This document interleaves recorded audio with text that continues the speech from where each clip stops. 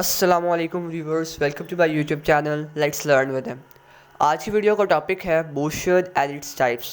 आज की वीडियो के अंदर हम ये जानेंगे कि मोशन किसे कहते हैं और इसकी कुछ बेसिक टाइप्स हैं, उनकी प्रॉपर्टीज़ की बुनियाद पर उनकी क्या खसूसियात हैं, क्या करेक्टरिस्टिक्स हैं, किन रूल्स के तहत उनको डिवाइड किया गया है इन टाइप्स के अंदर, वो सीखेंगे।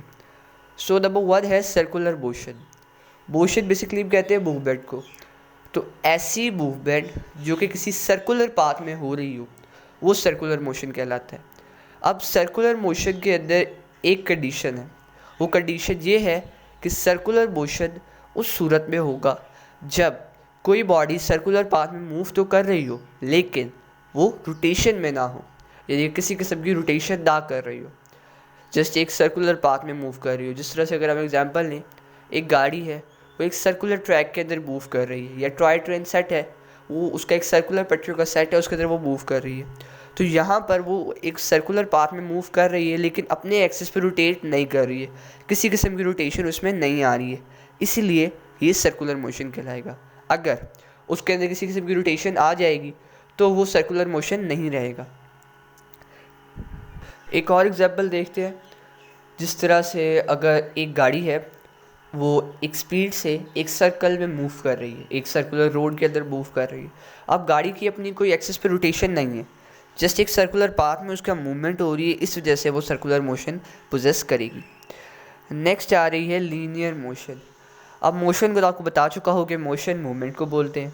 लीनियर नाम से जाहिर है लीनियर स्ट्रेट लाइन, यानी कि ऐसा मोशन जो किसी स्ट्रेट लाइन में हो रहा हो, और उसके अंदर यहाँ पे भी कंडीशन है कि ऐसा मोशन जो स्ट्रेट लाइन में हो रहा है लेकिन उसके अंदर किसी किस्म की रोटेशन नहीं है। एग्जाम्पल्स की तरफ गौर करते हैं। जिस तरह अगर आप एक बॉल को थ्रो करते हैं ऊपर की तरफ, तो बॉल एक ऊपर जाती है और एक स्ट्रेट लाइन में वापस नीचे आ जाती है। थ्रो आप उसको जिस मर्जी डायरेक्शन में करें वो ऊपर जाएगी और एक वापस स्ट्रेट लाइन के अंदर वापस आएगी। अब इस दौरान उस बॉल की अपनी एक्सिस पे कोई रोटेशन नहीं है, जस्ट वो एक स्ट्रेट उसके अंदर पाथ में ऊपर जा रही है, स्ट्रेट पाथ में वापस नीचे आ रही है, तो ये लीनियर मोशन कहलाएगा। दोबारा बता देते हैं कि लीनियर मोशन ऐसा मोशन है जो कि किसी स्ट्रेट लाइन में हो रहा हो। अब वो स्ट्रेट लाइन डायगोनल भी हो सकती है, हॉरिजॉन्टल भी हो सकती है, वर्टिकल भी हो सकती है। उस स्ट्रेट लाइन के अंदर किसी किस्म का कोई कर्व ना आ रहा हो, कोई और कोई चीज़ नहीं आ रही हो, वो एक जस्ट एक लाइन स्ट्रेट लाइन हो, तो वो हमारे पास लीनियर मोशन कहलाएगा। जिस तरह स्क्रीन के ऊपर आप देख सकते हैं कि एक गाड़ी है वो एक स्ट्रेट रोड के ऊपर मूव कर रही है, तो ये लीनियर मोशन है। नेक्स्ट है रैंडम मोशन। अब रैंडम मोशन जिस तरह से नाम से जाहिर हो रहा है, रैंडमली मूव करेगी बॉडी। अब उसके अंदर वो इस तरह से मूव कर सकती है, उससे थोड़ा सा लीनियर मोशन लिया फिर सर्कुलर में आ गई, फिर उसके अंदर लीनियर मोशन लिया फिर सर्कुलर के अंदर आ गई। ये टेढ़ा मेढ़ा मोशन है। ना हम उसको कह सकते हैं कि वो एक स्ट्रेट लाइन में मूव कर रही है, ना हम ये कह सकते हैं कि वो एक सर्कुलर ट्रैक के अंदर मूव कर रही है।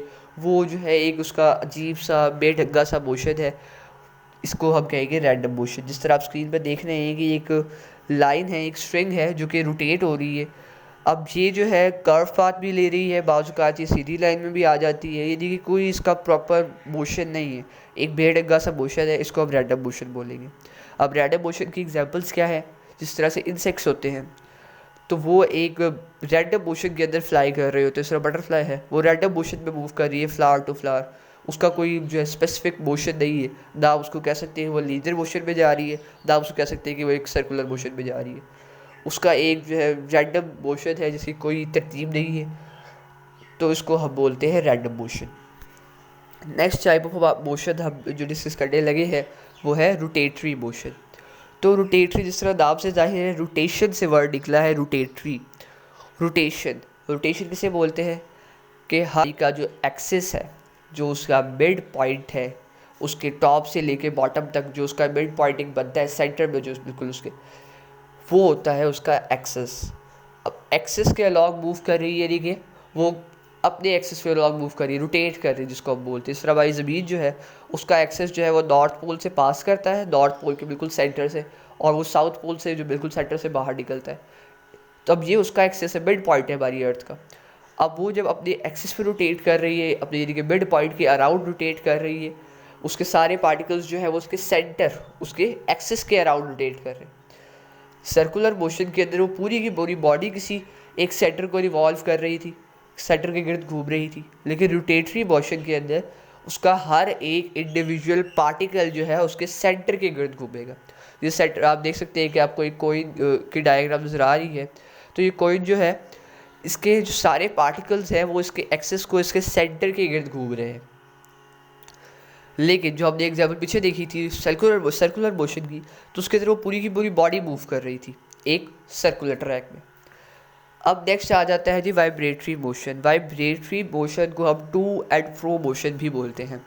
टू एंड फ्रो मोशन से मुराद ये है कि अपनी जो मीन पोजीशन है, जिस पोजीशन के अंदर वो एक स्टेबल रहती है, कि फॉर एग्जांपल अगर कोई आप जिस तरह घंटी है, ये बेल की आप डायग्राम देख रहे हैं, तो इसका जो बेल का सेंटर है वहाँ पे उसके सेंटर वाला जो हिलने वाली चीज़ है वो स्टेबल रहती है, अपनी जगह पर साकिन रहती है।